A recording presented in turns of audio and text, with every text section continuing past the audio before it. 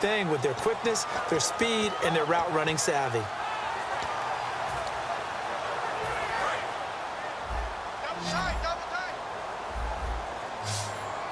They come out here in the eye. And they'll let their fullback try and push the pile. And he takes it down to the 13 and picks up the first. It's an 8-yard pickup and leads to a new set of downs. 3rd and inches, just turn around and hand it to the big guy and let him plow forward and pick up a first down. A lot of people think that the offensive line, they may almost take the play off because they got a big guy back there pushing forward. I think it actually works in reverse. I think they block harder because they love seeing that guy get the ball because he doesn't touch it very often. And he'll get this one down to about the 10-yard line. A gain of 3, 2nd down. Well, you know that old expression, it's not my night? It hasn't been his so far. I don't know if the legs are a little bit heavy. Sometimes having to hang out all day and play doesn't exactly play to your advantage, but... Blitz coming, and down he goes. Bud Dupree in there to get him, and that's sack number 8 for him on the year. Looking to speed things up here, going with some tempo.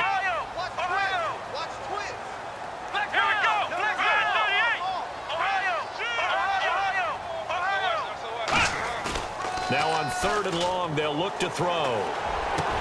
He rifles one that's intercepted. A great read, and it's picked off. And a big turnover there as his guys will get the football back. And Tampa Bay trots out there now. And the last time that they were on the field, a little demoralizing. Missed field goal. You always feel like you want to get it in the end zone, but then, oh, well, at least we're going to get 3. Didn't go through the goalpost, so. It does test the mental processes of a team, though, doesn't it? Because when you miss a field goal, it's amazing how fast they want to turn on the guy kicking the ball. But you need to keep his confidence up because how many times have we seen games where it comes down to the stretch? And guess what? You need that guy to make the big kick for your team to move on or to win a game. Make sure you keep him happy. Make sure you keep him comfortable. I'm sure you always treated the kicker nicely, though, right? You know, truthfully, I did. Good. I always did because those guys, they won us a whole lot of games. And after the play on the ground, that brings up 2nd down here. Here we go now. Now they'll run it on the toss. Room here to run. Give him 12 yards on that one. It earns him a fresh set of downs. How many times do we say in this game that speed kills, and it does it in so many different ways? In this case, you got a back who's quick and shifty, can make moves, make people miss, but also gets to and through a hole before it can close down. That's some of the benefits of that speed, not just outrunning people in the secondary. That's led to a really nice game. They go play action here on 1st down. And that's caught inside the 30. Touchdown, Tampa Bay. A big play there with 2 touchdowns on the season, both in this game. And the Buccaneers here finding a way to stretch their lead. And that'll make this a 3-score game as the lead moves to 17. The Bucs ready for the kickoff. And here we go. It's in the air. That'll be taken in the end zone. And he'll get it up past the 20 to the 22-yard line. The Saints coming out now to take the field. And they had a nice little drive going last time. Threw the interception in the red zone. Costly. Bad enough to throw it anywhere, but that drives coaches insane when they're thinking about, hey, we got a shot at points already. We're already in a spot where you're thinking you got 3 on the board for sure, and to come away with nothing, that's a really tough one for them to swallow. Yeah, will they make up for it? He's been one of their few bright spots here this afternoon. And as you pointed out, so far he's gotten his. That's not been the issue at all, but the team... And for a 3rd time tonight, he's intercepted. A great read, and it's picked off. And to the 40-yard line, that's where the return stops. And Tampa Bay trots out there now. And they were able to punch it in the end zone last time. They'll be looking to do that again here for the defense. Obviously, they'll be looking to stop them from punching it back in the end zone. It always is punch-counter-punch, isn't it? And which team has the advantage? Well, let's just go back. Last time on offense, they rolled downfield, got into a good rhythm. You can see a little more bounce in and out of the huddle. You can see the sideline really get into the game. So defensively, you're thinking to yourself, how do we take that away from them? How do we get the advantage back? Let's see what they come up with. I think pressure is always the first way to go. You love pressure. I love it. We'll see if they dial it up this drive. Time for a break. We're back to finish this one off after this.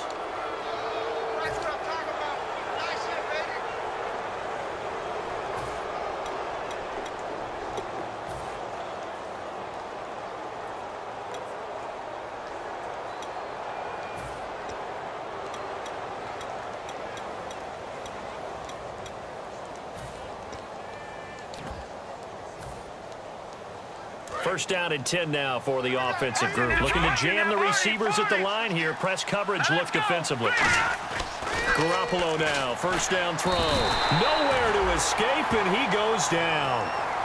And now the Saints are going to take a timeout on defense.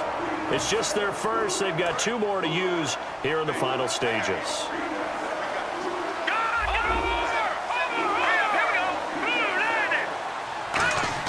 Garoppolo looking to throw.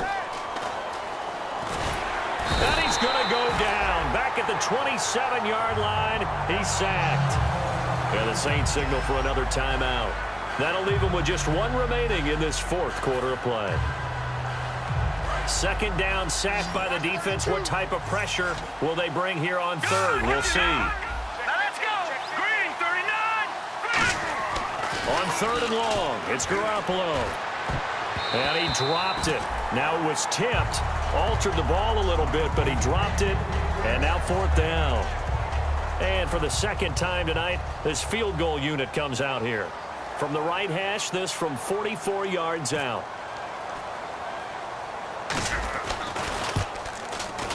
And that is not going to get there. Oh, he missed it short. It's no good. And this score will stay right where it is.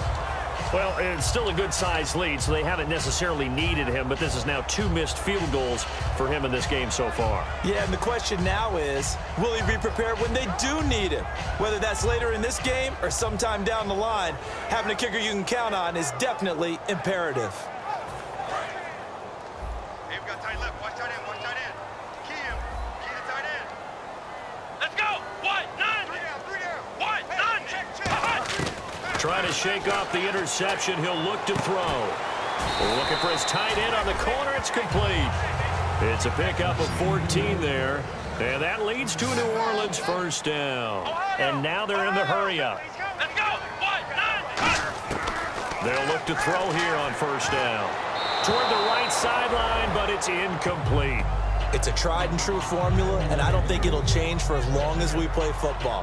If someone's trying to throw the ball and you can put pressure on them and make it tough, that's only going to help your defense. Yeah, he's since being hurried. He got rid of it before taking the hit, but incomplete. He'll try again with the arm here on second down. Now a desperation throw deep downfield. There they went for a big play through the air on second down. Couldn't connect. Now it's 3rd. One of the toughest things about playing defensive back is pattern reading, trying to figure out what they're doing. And on that one, they had to fly, just sending a guy downfield with the in route accompanying it, what people call a dagger route, trying to hit the guy underneath. Oh, the Buccaneer pressure too much. Down he goes. And they're indeed going to go for it here on 4th down. So trailing here in the last quarter. Let's see how this plays out.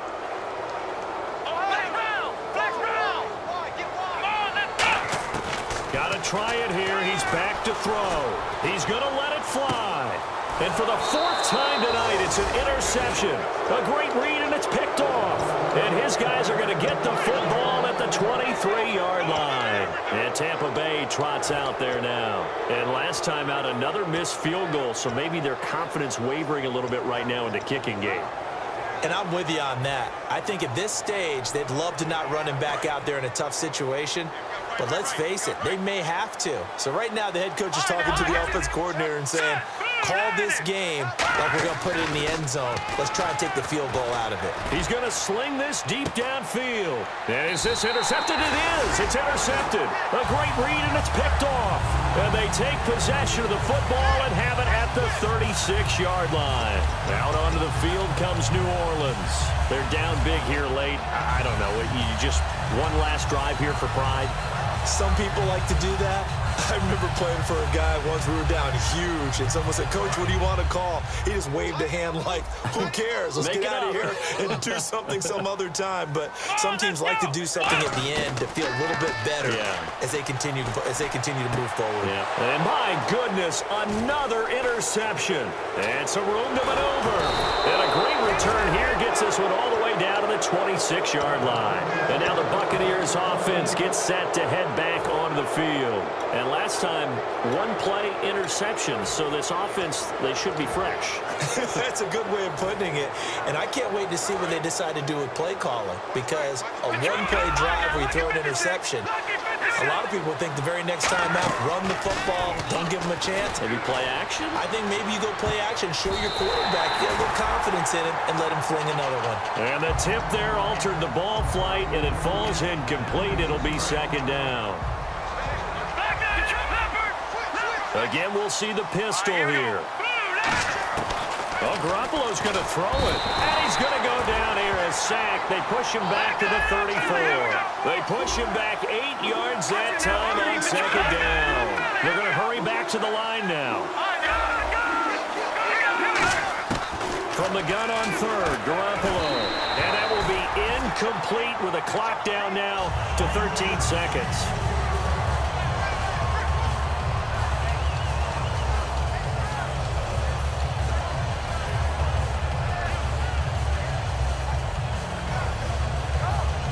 And with things looking pretty good on the scoreboard, they're going to keep the offense out there and go for it here on fourth.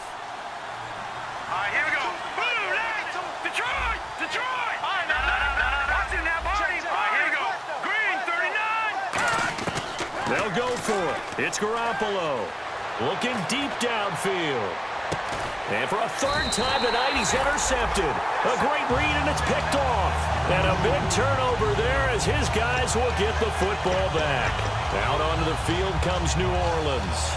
This is just an exercise in futility. Do you even bother running a play here offensively? I wouldn't, because now is not going to erase what's happened during the game. So after it's over, you're going to go to the film, find out where the game was really lost. But this is not a situation now where you're going to make up for anything. Let's see what they do here. They go back to the air here after the INT on the last drive. And that is incomplete. 2 seconds left on the clock. And when all else fails as a defender, when you're not there in the coverage, your best friend is exactly what we saw there. A big play shot taken by the offense. Unfortunately, it ended in a big drop. And this will likely be the last play and wrap things up. Looks like the defense in press coverage here. Here we go. Flex round. One final shot. They'll look to throw. Now a desperation throw deep. And now here is another interception. A great read, and it's picked off. And that will write a finish to this ball game. A road win in the National Football League. Charles, you never take that for granted, no matter who you're playing, no matter where you're playing. You take it and you run with it. And you know you primed the pump all week in your own home facility. No one thinks we can do this. Only people who believe are right here in this room. And then you go on the road, band together, and get it done. So for the Buccaneers, they'll finish the first half of the schedule dead even at 4-4. And they'll get a few extra days to get ready for next week. Meanwhile, for New Orleans, they are barely afloat as they fall to 4-5. And they're going to get an extra week to stew over this, as they're not back in action until week 11.